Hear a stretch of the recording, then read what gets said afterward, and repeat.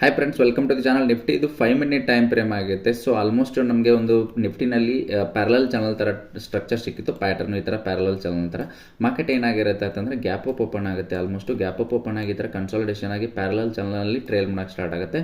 Just 5 minute time ಫ್ರೇಮಲ್ಲಿ ನೋಡ್ತಾ ಇರ್ಬೋದು. ಇಲ್ಲಿ ಇಮಿಡಿಯೇಟಾಗಿ ಸ್ಟ್ರಾಂಗ್ ಬ್ರೇಕ್ಔಟ್ ಕ್ಯಾಂಡಲ್ ಬಂದು ಕ್ಲೋಸ್ ಆದ ತಕ್ಷಣ ಇಮಿಡಿಯೇಟ್ ನಾವು ಎಂಟ್ರಿ ತೊಗೊಂಡಿರ್ತೀವಿ. ಬ್ರೇಕ್ಔಟ್ ಕ್ಯಾಂಡಲ್ ಮಿಡ್ಲಿಗೆ ನಾನು ಸ್ಟಾಪ್ ಲಾಸ್ ಕೊಟ್ಟಿರ್ತೀನಿ. ಆಲ್ಮೋಸ್ಟ್ ಮೋರ್ ದೆನ್ 28 at 30 ಪಾಯಿಂಟ್ಸ್ವರೆಗೂ ನಮ್ಮ ಸ್ಟಾಪ್ ಲಾಸ್ ಇರುತ್ತೆ.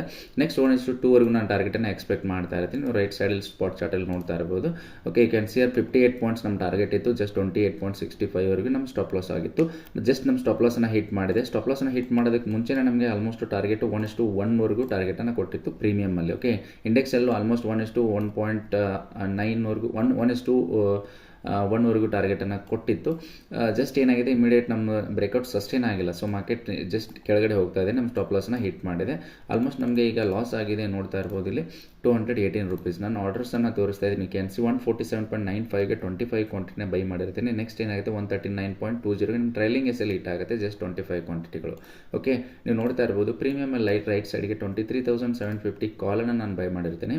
ಜಸ್ಟ್ ಎಲ್ಲಿಗೆ ಬೈ ಮಾಡಿರ್ತೀನಿ 149ಗೆ ನಾನು ಬೈ ಮಾಡಿರ್ತೀನಿ. ಸ್ಟಾಪ್ ಲಾಸ್ ಆಗಿರುತ್ತೆ ನಮ್ಮದು 131ಗೆ ಸ್ಟಾಪ್ ಲಾಸ್ ಆಗಿರುತ್ತೆ. ಜಸ್ಟ್ ಏನಾಗುತ್ತೆ ಅಂದರೆ ಟಾರ್ಗೆಟ್ ಆಗಿರುತ್ತೆ 180ವರೆಗೂ ನಮ್ಮ ಟಾರ್ಗೆಟ್ ಎಕ್ಸ್ಪೆಕ್ಟ್ ಮಾಡ್ತಾ ಇದೆ. ಬಟ್ ಏನಾಗುತ್ತೆ 164 ಅಂದರೆ 1:1ವರೆಗೂ ಟಾರ್ಗೆಟ್ ಕೊಡುತ್ತೆ. ಜಸ್ಟ್ 25 ಕ್ವಾಂಟಿಟಿ ಮುಖಾಂತರ 350ವರೆಗೂ ನಮಗೆ ಪ್ರಾಫಿಟನ್ನು ತೋರಿಸ್ತಾ ಇರುತ್ತೆ. ನಾನು ಆಲ್ರೆಡಿ ಈ ವಿಡಿಯೋನ ಲೈವ್ ಮಾಡಿದ್ದೀನಿ. ಸೊ ಓಕೆ, ನೀವು ನೋಡ್ಬೋದು. ನಾನು ಯೂಟ್ಯೂಬ್ ಶಾರ್ಟ್ಸಲ್ಲಿ ನಾನು ಆಲ್ರೆಡಿ ಅಪ್ಲೋಡ್ ಮಾಡಿರ್ತೀನಿ. You can C.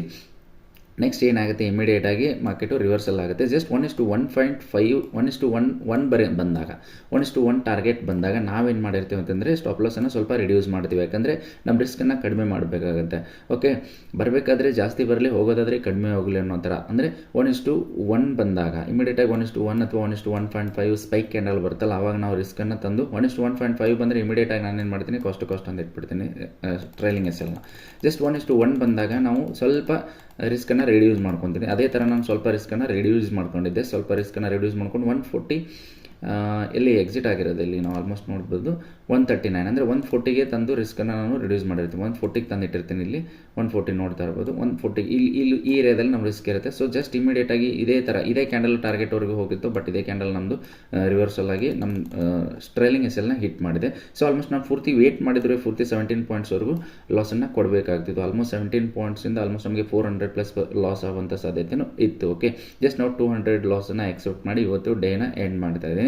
Okay, next ಏನಾಗಿರುತ್ತೆ ಅಂತಂದರೆ ಪೂರ್ತಿ ಡಿಸೆಂಬರ್ ಮಂತಿನ P&L ನಾನು ಡಿಸೆಂಬರ್ ಎಂಡ್ ಆದಮೇಲೆ ಪೂರ್ತಿ ಈ ಮಂತ್ ಎಂಡ್ ಆದಮೇಲೆ ನಾನು ಒಂದು ಲಾಟಿಂದ ಎಷ್ಟು ಪ್ರಾಫಿಟ್ ಮಾಡಿದ್ದೀನಿ, ಎಷ್ಟು ಲಾಸ್ ಆಗಿದೆ, ಪರ್ ಡೇ ನಮ್ಮದು ರೂಲ್ಸ್ ಇದೆ, ಇಷ್ಟೇ ಟ್ರೇಡ್ ಮಾಡಬೇಕು ಅಂತ. ಅಂದರೆ ಒಂದು ದಿನ ನಾವು ಒಂದು ಟ್ರೇಡನ್ನು ಮಾಡಬೇಕು. ಜಸ್ಟ್ 25 ಕ್ವಾಂಟಿಟಿ ಮುಖಾಂತರ ಅಂದರೆ ಒಂದು ಲಾಟನ್ನು ಬೈ ಮಾಡಬೇಕು. ಓಕೆ, ಮತ್ತೆ ನೋಡಿ ಮಾರ್ಕೆಟ್ ಮೇಲ್ಗಡೆ ಹೋಗ್ತಾ ಇದೆ. ಸೊ ಓಕೆ, ಸ್ಟ್ರಾಟಜಿಗಳ ಮುಖಾಂತರ ಸ್ಟ್ರಾಟಜಿ ಬಂದಾಗ ಮಾತ್ರ ನಾವು ಪ್ರಾಕ್ಟೀಸ್ ಮಾಡಿರೋಂಥ ಸ್ಟ್ರಾಟಜಿ ಪ್ಯಾಟರ್ನ್ ಬಂದಾಗ ಟ್ರೇಡ್ ತಗೋಬೇಕು. ಜಸ್ಟ್ ನಮ್ಮದು ರಿಸ್ಕ್ ಆ್ಯಂಡ್ ರಿವಾರ್ಡನ್ನು ಫಾಲೋ ಮಾಡಬೇಕು, ಮನಿ ಮ್ಯಾನೇಜ್ಮೆಂಟ್ ಫಾಲೋ ಮಾಡಬೇಕು. ಜಸ್ಟ್ 5,000 ರೂಪೀಸ್ ಇಟ್ಕೊಂಡು ನಾನು ಟ್ರೇಡನ್ನು ಮಾಡ್ತಾಯಿದ್ದೀನಿ. ಜಸ್ಟ್ 5,000 ರೂಪೀಸಿಂದ 1 ಮಂತಲ್ಲಿ ಒಂದು ಲಾಟ್ ಬೈ ಮಾಡೋದ್ರ ಮುಖಾಂತರ ಜಸ್ಟ್ ನಿಫ್ಟಿ 15ನಲ್ಲಿ ಟ್ರೇಡ್ ಮಾಡಿ ಎಷ್ಟನ್ನು ನಾವು ಪ್ರಾಫಿಟ್ ಮಾಡೋಕ್ಕಾಗತ್ತೆ ಸೊ ಅನ್ನೋ ಒಂದು ಚಾಲೆಂಜನ್ನು ತಗೊಂಡು ನಾನು ಈ ಟ್ರೇಡನ್ನು ಮಾಡ್ತಾಯಿದ್ದೀನಿ. ಪೂರ್ತಿ ಡಿಸೆಂಬರ್ ಕಂಪ್ಲೀಟ್ ಆದಮೇಲೆ ನಿಮಗೆ ಪೂರ್ತಿ ಕ್ಲಿಯರಾಗಿ ಒಂದು ಪಿಕ್ಚರ್ನ ಅರ್ಥ ಮಾಡಿಸೋಕ್ಕೆ ಟ್ರೈ ಮಾಡ್ತೀನಿ. ಒಂದು ಲಾಟಿಂದ ಪ್ರಾಫಿಟ್ ಆಗಿದೆಯಾ ಅಥವಾ ಲಾಸ್ ಆಗಿದೆಯಾ, ಒಂದು ಲಾಟಿಂದ ತೊಗೊಂಡು ಮಾರ್ಕೆಟಲ್ಲಿ ಒಂದು ಲಾಟನ್ನು ತೊಗೊಂಡು ಮಾರ್ಕೆಟಲ್ಲಿ ಸಸ್ಟೈನ್ ಆಗ್ಬೋದಾ, ಅದೇ ಥರ ನಾವು ಕ್ವಾಂಟಿಟಿನ ಇನ್ಕ್ರೀಸ್ ಮಾಡಿದರೆ ನಮಗೆ ಪ್ರಾಫಿಟ್ ಎಷ್ಟಾಗ್ತಾ ಇತ್ತು. ಓಕೆ, ಈ ಥರ ಎಷ್ಟು ಪಾಯಿಂಟ್ಸನ್ನು ಕ್ಯಾಪ್ಚರ್ ಮಾಡೋಕ್ಕೆ ಸಾಧ್ಯ ಆಗುತ್ತೆ. ಸೊ ಈ ಥರ ಸೈಕಾಲಜಿಕಲ್ ಪಾಯಿಂಟ್ಸ್ ಜೊತೆಗೇ ಸ್ವಲ್ಪ ಟೆಕ್ನಿಕಲ್ ಪಾಯಿಂಟ್ಸ್ ಜೊತೆಗೇ ನಿಮಗೆ ಕ್ಲಿಯರಾಗಿ ಒಂದು ಪಿಕ್ಚರನ್ನು ಅರ್ಥ ಮಾಡಿಸೋವಂಥ ಪ್ರಯತ್ನ ಮಾಡಿ. ಎಂಡ್ ಆದಮೇಲೆ ಪೂರ್ತಿ ವಿಡಿಯೋನ ಕ್ಲಿಯರಾಗಿ ಪೂರ್ತಿ ಮಂತ್ P&L ಎಲ್ಲನೂ ತೊಗೊಂಡು ಎಷ್ಟು ಟ್ರೇಡ್ ಮಾಡಿದ್ದೀನಿ, ಪರ್ ಡೇ ಎಷ್ಟು ರಿಸ್ಕ್ ಇರುತ್ತೆ, ಪರ್ ಡೇ ಎಷ್ಟು ಪ್ರಾಫಿಟ್ ಆಗಿರುತ್ತೆ. ಸೊ ಈ ಥರ ಒಂದು ಪ್ಯಾಟರ್ನ್ ಬೇಸ್ ಮೇಲೆ ಟ್ರೇಡ್ ಮಾಡಿದರೆ ನಾವು ಪೇಷನ್ಸ್ ಜೊತೆಗೆ ಸೈಕಾಲಜಿಕಲ್ನ ಬಿಲ್ಡ್ ಮಾಡಿಕೊಂಡು ಟ್ರೇಡ್ ಮಾಡಿದರೆ next lot increase last size ಮೇಲೆ ಡಿಪೆಂಡ್ ಆಗಿರುತ್ತೆ. ಒಂದು ಲಾಟಿನ ತೊಗೊಂಡು 30 ಪಾಯಿಂಟ್ಸ್ ಕ್ಯಾಪ್ಚರ್ ಮಾಡಿದರೆ 700+ ಪ್ರಾಫಿಟ್ ಆಗುವಂಥ ಸಾಧ್ಯತೆ ಇರುತ್ತೆ. ಸೊ ಓಕೆ, ಅದೇ ಥರನೇ ನೀವು 100 ಕ್ವಾಂಟಿಟಿ ತೊಗೊಂಡು 100 ಅಂದರೆ 4 ಲಾಟ್ಸು 100 ಕ್ವಾಂಟಿಟಿ ತೊಗೊಂಡು ನೀವು 30 ಪಾಯಿಂಟ್ಸ್ ಕ್ಯಾಪ್ಚರ್ ಮಾಡಿದರೆ 3,000 ಪ್ರಾಫಿಟ್ ಆಗೋಂಥ ಸಾಧ್ಯತೆ ಇರುತ್ತೆ. ಅದ್ರ ಜೊತೆಗೇ ನೀವು 1,000 ಕ್ವಾಂಟಿಟಿನ ತೊಗೊಂಡು ನೀವು 30 ಪಾಯಿಂಟ್ ಕ್ಯಾಪ್ಚರ್ ಮಾಡಿದರೆ ಸೊ 30,000 ಪ್ರಾಫಿಟ್ ಆಗುವಂಥ ಸಾಧ್ಯತೆ ಇರುತ್ತೆ. ಸೊ ನಮ್ಮ ರಿಸ್ಕ್ ಮೇಲೆ ರಿವಾರ್ಡ್ ಡಿಪೆಂಡ್ ಆಗಿರುತ್ತೆ. ಸೊ ಕ್ಯಾಪಿಟಲ್ ಮ್ಯಾನೇಜ್ಮೆಂಟು, ಮನಿ ಮ್ಯಾನೇಜ್ಮೆಂಟು ತುಂಬಾ ಪಾಯಿಂಟ್ಸ್ಗಳು ಇದರಲ್ಲಿ ಬರುತ್ತೆ. ಸೊ ಆಪ್ಷನ್ ಬೈಯರ್ಸ್ ಆಗಿರೋದ್ರಿಂದ ನಮಗೆ ಮೊಮೆಂಟಮ್ ಕ್ಯಾಪ್ಚರ್ ಮಾಡೋಂಥ ಸಾಧ್ಯತೆ ಇರುತ್ತೆ. ನಾನು ಇಲ್ಲಿ ಟ್ರೇಡ್ ತಗೊಳ್ಳೋದಕ್ಕೆ ರೀಸನ್ ಏನಂತಂದರೆ ಟ್ರೆಂಡ್ ಲೈನ್ ಅಂದ್ಕೊಳ್ಳಿ, ಜೊತೆಗೆ ಪ್ಯಾರಲಲ್ ಚಾನಲ್ ಅಂದ್ಕೊಳ್ಳಿ. ಓಕೆ, ಪ್ಯಾರಲಲ್ ಚಾನಲ್ ಈ ಥರ ಟ್ರೇಡ್ ಆಗ್ತಾ ಇತ್ತು ಮಾರ್ಕೆಟು. ಟ್ರೇಡಾಗಿ ಇಮಿಡಿಯೇಟಾಗಿ ಇಷ್ಟು ಸ್ಟ್ರಾಂಗ್ ಬುಲ್ಲಿಶ್ ಕ್ಯಾಂಡಲ್ ಕ್ಲೋಸ್ ಆಗಿದೆ ಅಂತ ಅಂದಾಗ ಸೊ ಮಾರ್ಕೆಟ್ 1:2 ಕೊಡುವಂಥ ಸಾಧ್ಯತೆ ಇತ್ತು.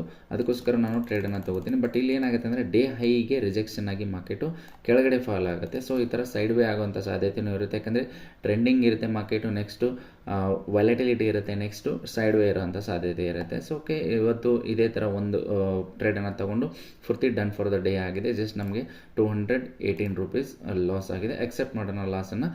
ಜಸ್ಟ್ ಇವತ್ತು ಯಾವುದೇ ಅಪಾರ್ಚುನಿಟಿ ಸಿಕ್ಕರೂ ನಾನು ಟ್ರೇಡ್ ಮಾಡಲ್ಲ. ನೆಕ್ಸ್ಟ್ ಡೇ ನೋಡೋಣ, ನಾಳೆ ಏನಾದರೂ ಅಪಾರ್ಚುನಿಟಿ ಸಿಕ್ಕರೆ ಟ್ರೇಡ್ ಮಾಡ್ತೀನಿ.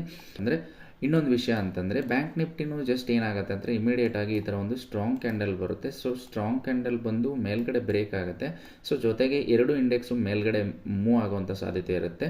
ಅದಕ್ಕೋಸ್ಕರ ನಾನು ಏನು ಮಾಡ್ತೀನಿ ಅಂತಂದರೆ ಟ್ರೇಡನ್ನು ತೊಗೋತೀನಿ ನಿಫ್ಟಿನಲ್ಲಿ. ಓಕೆ, ಯಾಕಂತಂದರೆ ಒಂದು ಸರಿ ಬ್ಯಾಂಕ್ ನಿಫ್ಟಿ ಫಾಲ್ ಆಗ್ತಾ ಇರುತ್ತೆ, ನಿಫ್ಟಿ ಮೇಲ್ಗಡೆ ಹೋಗ್ತಾ ಇರುತ್ತೆ. ಆವಾಗ ನಮಗೆ ಯಾವುದೇ ಥರ ಒಂದು ಗ್ರಿಪ್ ಸಿಗಲ್ಲ. ಯಾಕಂದರೆ ನಿಫ್ಟಿ ಬೇರೆ ಕಡೆನೇ ಮೂವ್ ಆಗ್ತಾ ಇರುತ್ತೆ, ಬ್ಯಾಂಕ್ ನಿಫ್ಟಿನೂ ಬೇರೆ ಕಡೆನೇ ಮೂವ್ ಆಗ್ತಾ ಇರುತ್ತೆ.